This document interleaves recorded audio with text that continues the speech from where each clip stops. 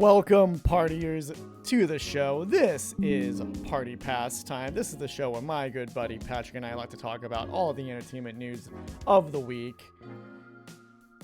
Patrick, happy post-Thanksgiving and a pre-Merry Christmas. Thanks. It's good to be here. I hope your Thanksgiving was good. Yeah, in a way it was. I had to work, unfortunately. But okay. I did get to do a whole Friendsgiving thing with a ton of people. That everyone came by.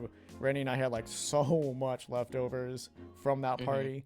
Of course, me being the Tetris guy, it had to be a Tetris themed Friendsgiving thing. Yes, I did see the pictures.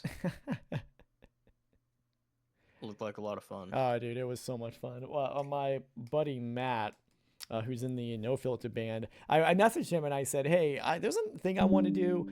Can I take, is it okay if I borrow like one of your K12s and a microphone? And he let me use it. And we ended up doing a tournament that night. A quote unquote tournament. It was all made for fun, but it's like what you would see like in the classic Tetris tournaments. Two people like on a microphone. So that's kind of what my buddy Jonathan and I did for the whole, not for the whole night, but for the night for the part that we did do the tournament. It was a lot of fun. Yeah. Pat, it's my favorite time of the year. It's coming up to Christmas. You have any plans coming up? I mean, besides like the usual family stuff, not really.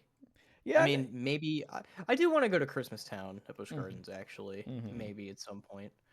But that's not like a hard commitment. Yeah. Unfortunately I have to work Christmas Day, but I do have off Christmas Eve, which honestly works out for me more because that's when the whole family usually gets together. Yeah, so I'll be off early Christmas Eve, and then I always have Christmas off. So,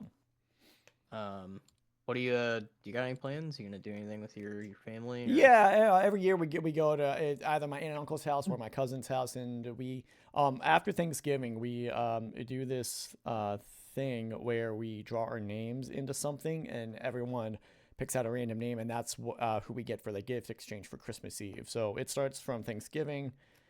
And then Christmas Eve comes, and that's when we do the whole gift exchange. Gotcha. Always been a yearly thing, and I love it. Yeah, right on. Yeah.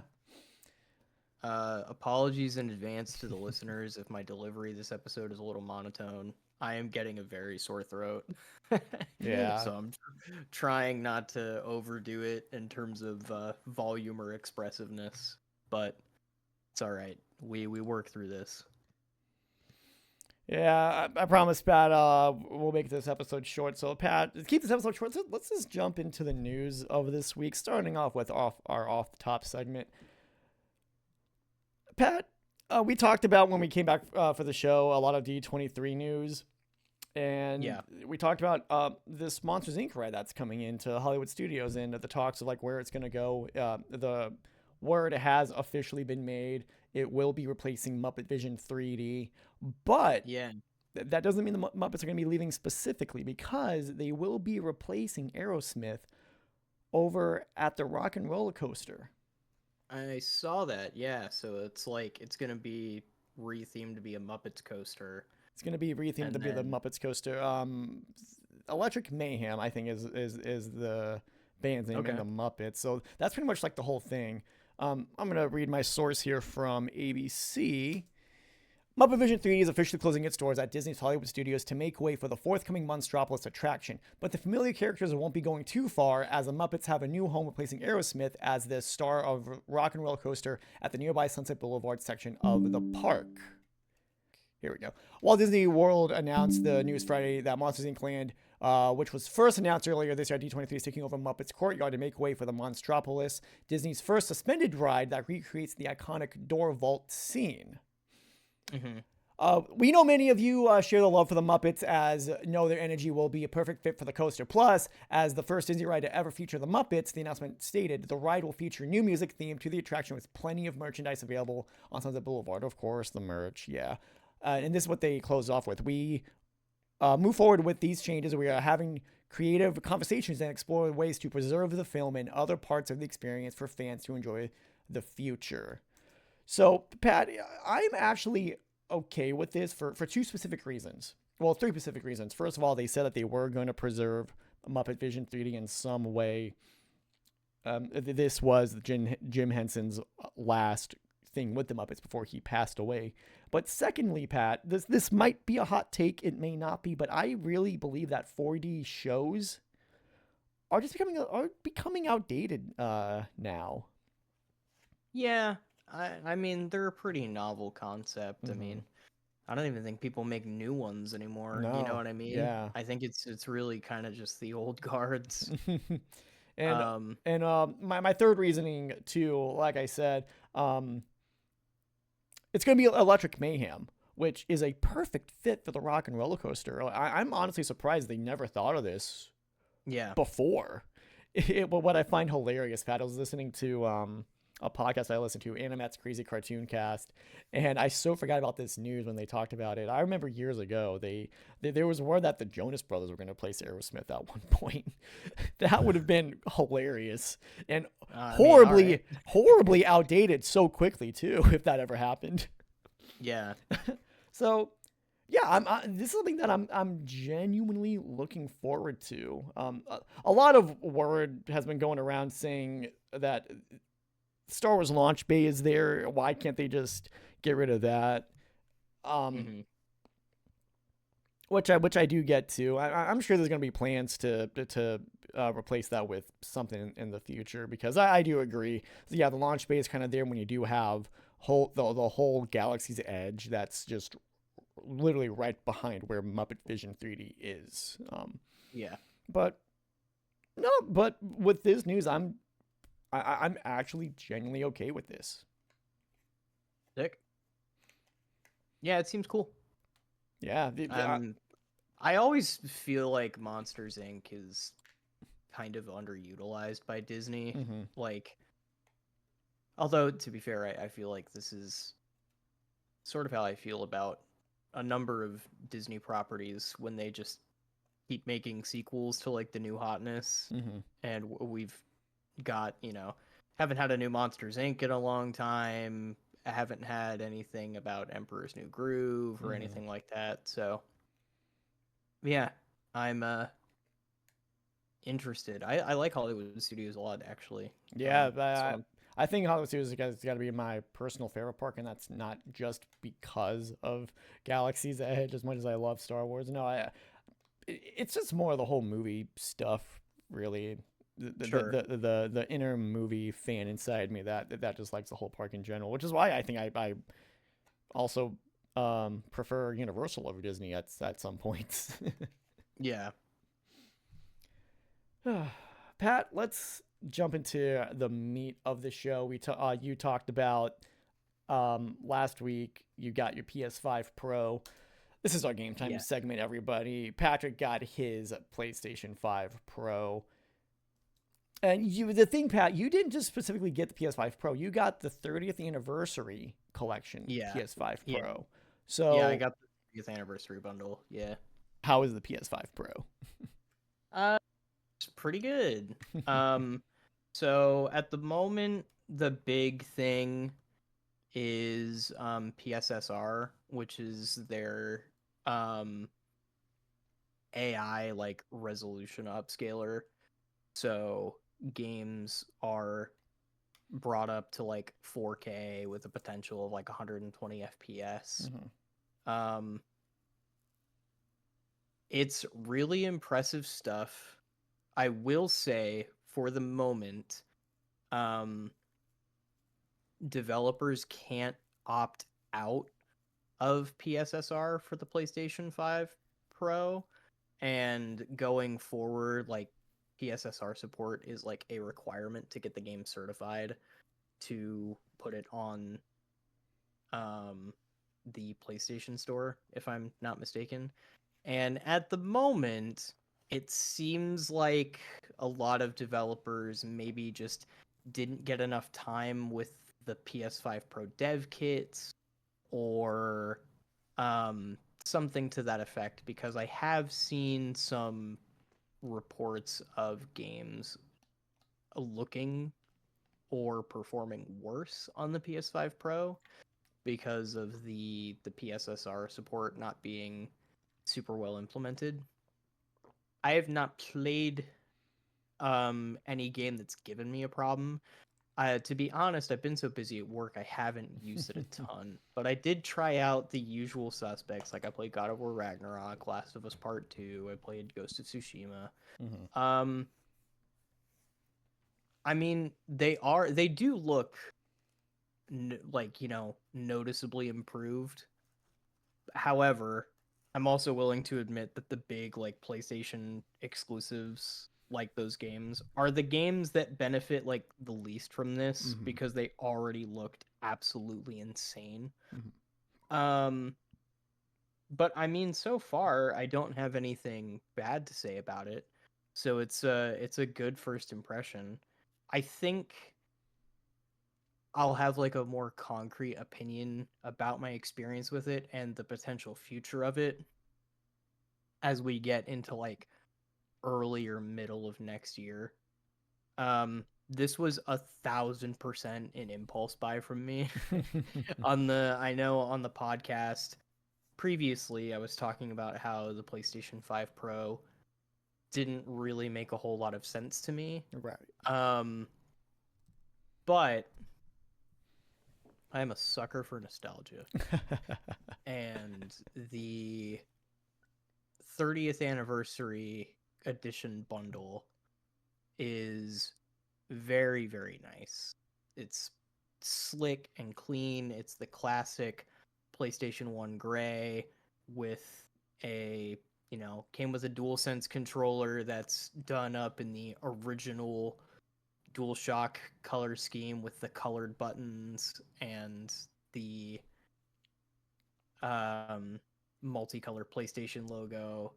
It's got the connector to the system itself to charge your controller, has a cover on it that looks like the original PS1 controller adapter. The whole unboxing experience was really premium and quality.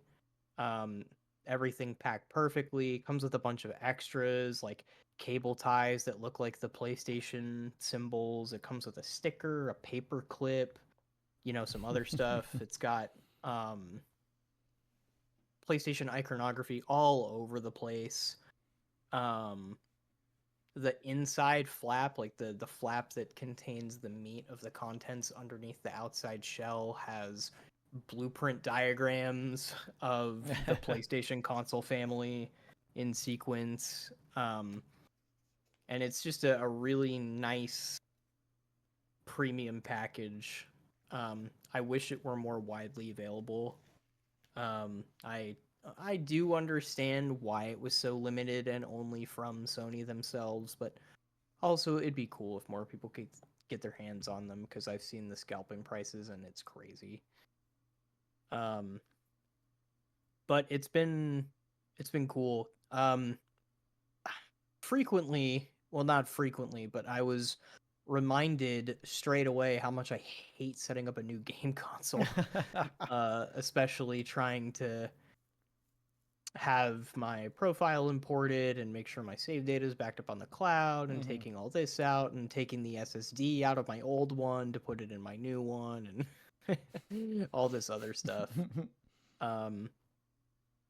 But it is really cool. I'm also, they pointed this out during the reveal video for the bundle, but it's something you would never see at a glance, but if you really take the time to look at it up close, like the controller and the outer shell of the console, and even the inside of the disk drive cover that it comes with, so that, because it doesn't have a disk drive, but if you wanted to buy a disk drive later, they give you a disk drive cover so that you don't have to put a white disk drive on your gray console.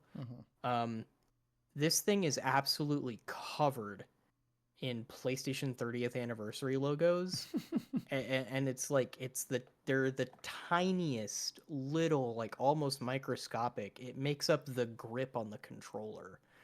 It's like all PlayStation 30th anniversary logos. They're tucked in everywhere. The I guess like the middle ridge of the console has PlayStation 30th anniversary embossed on it in gold, and then it has the collector's number because these are individually numbered. So as far as like a product experience, it's very high quality, very premium.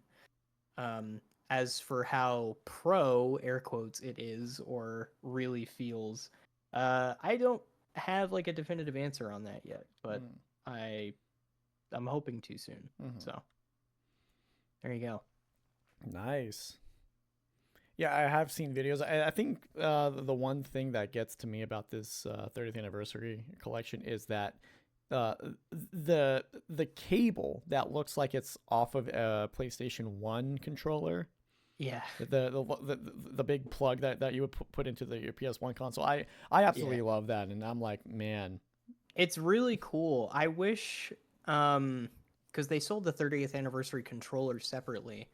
I wish that came with the controller, but that's exclusive to the consoles. So if you were lucky enough to get the Pro or even just the regular slim 30th anniversary console, that's a nice bonus feature. But yeah, it's so cool. You know, if it was just the color scheme, I'd be like, oh, it's cool. But they really like went the extra mile for making this feel like a good celebration of the 30th anniversary of the original system. Which was this month, actually, December 3rd. Nice. Well, Pat, I hope your PlayStation 5 Pro is well enough to play some Tetris, because, Pat, the new Tetris game that we talked about, Tetris Forever, has been officially released. I got mine on the Switch. It came out just a week before Thanksgiving, so it's been out for a couple weeks now. Of course, I did my whole Tetris giving. I had to get it so we can play a little bit of it. And Pat, out of all the new releases, this is definitely really, this is just fun. It's not like a whole experience that they try to do with like Tetris Effect, nor is it this like whole new thing they want to do with Tetris like they did with Tetris 99. It's just a collection of just some old classic Tetris games, including a new game. I'm going to read you the description real quick. Step into a virtual Tetris museum and celebrate the 40th anniversary of a video game legend. Tetris Forever brings together classic titles from the franchise's long legacy and distinguished history, including the original 1988 Famicom version of Tetris, Tetris 2 plus Bombless, Tetris Battle Gaiden, and more. But that's not all. There is also a brand new Tetris experience called Tetris Time Warp, where you'll jump between gameplay styles all across the series. The collection also features all new documentary videos, digital artifacts, and an interactive museum. Pat, one thing that I really enjoyed about this new game was the documentary videos. You actually go through like a whole timeline of like pre-Tetris stuff. One game in specifically that they have on this new game is the Famicom version of Go. Are you familiar with the game Go, Pat? It sounds familiar. It's always described as chess, but exponentially more difficult. Okay, yes, I do. Yes, the Japanese game. Yes. That version. Yeah, well, that specific game. Yeah. So. Yes. Hank Rogers, who was the CEO of his Bulletproof Software game, and the one that went to Russia to get the rights from the Soviet Union for Tetris, you know, he was a big Go player, so they did that, and you get to play that version of Go on the Famicom in Tetris. So, like I said, there's quite a few like pre-Tetris stuff that leads up to Tetris that we know today. You get like just over an hour of just documentary videos alone, which is pretty cool because what you can do through that whole timeline, you can just skip over everything and just watch the videos, just go to different facts if you want to do that. And also, you know, a lot of the facts do include like this version of Tetris, like the Famicom version of Tetris was released on this year, and you press the Y button to play it. But you don't have to go through that. Like you can just go to the games itself. But it's pretty cool that they added that feature in the whole timeline thing of like the whole history. Yeah, it's just fun. The new game Tetris Time Warp it's quite fun too. Like jumping through the whole history, you'll just be playing regular Tetris. Next thing you know, it'll jump right to like the Game Boy 1980s version of Tetris. It's pretty cool. Interesting. Some of the controls can be a little wonky, but with just because I like with Tetris 99 and Tetris Effect, there are certain buttons that I have specifically for like rotating and hard drops, and there's been a few times where I've had to go in like the menus to change up the controls on Tetris Forever, but other than that, like it's just a fun collection of Tetris. I think I've played more Tetris Bombless games. I think I've played in just the last few weeks. I think I've ever played ever with Bombless. Yeah, the Bombless is so much fun. It's so addictive, dude. But yeah, it's only for $30. Yeah, this is a really fun, just more so casual gaming. Yeah, that's really the type of thing they really wanted to do with Tetris Forever. And you can tell they really didn't wanted to do nothing major like with Effect in '99, because I remember when Effect came out. I remember, Pat, when it came out, we talked on the show, and I was just going nuts over it. Yeah, I remember when '99 came out. It really caught my interest because people were calling it like Tetris Battle Royale, and I was like, how the fuck does that work? But then I remember this site called Tetris Friends. It was just like that, where you just send garbage to the next Tetris player. So it was really cool that they still brought that back in some way. I miss Tetris Friends. I spend hours on that site, dude. Yeah. Yeah, you're definitely the resident Tetris guy. I enjoy myself some Tetris, but not to the degree that you do. Well, Pat, Actually, a game similar to Tetris that I really like is Puyo Puyo. Puyo Puyo. Oh my! I love Puyo Puyo, man. Yeah. Oh man, I love Puyo Puyo. That's not in Tetris Forever, but they do bring that up in the timeline. Like when the Switch came out, that was like one of the things you could get. I think it was on the Wii U first before it moved over to Switch, if I recall. Yeah, maybe. Yeah. Yeah, it was cool. When I was in Japan, I went to an arcade that had a big Puyo Puyo machine to play against other people. Oh, that is so cool. It's fun. Yeah. Pat, we are coming close to the holiday season, so I really wanted to do this show just to talk about the PS5 Pro and Tetris Forever, but I also just want to do one more show before the holiday season. This is going to be our last episode before the New Year's. But we'll definitely be back after the New Year's. There's some plans that I want to do with the show that I've told Patrick. There's a lot of people that I want to bring on board, and hopefully be more consistent with the show.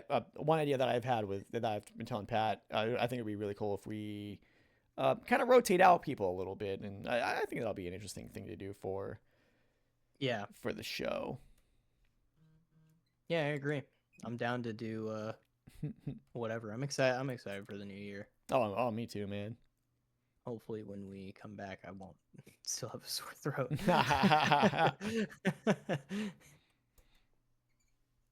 Oh, man. But Pat, with all of that, I hope you have a very Merry Christmas and a Happy New Year. Where can they find you on social media? They can find me on Instagram at PattyWiseTheClown. And that's it. And you can find me at Tommy.Zombie on Instagram as well. Thank you all for tuning in to our last episode of the year. I hope you all have a very Merry Christmas, a Happy New Year, and a Happy Holidays. And until then, for this holiday season, party on, partiers.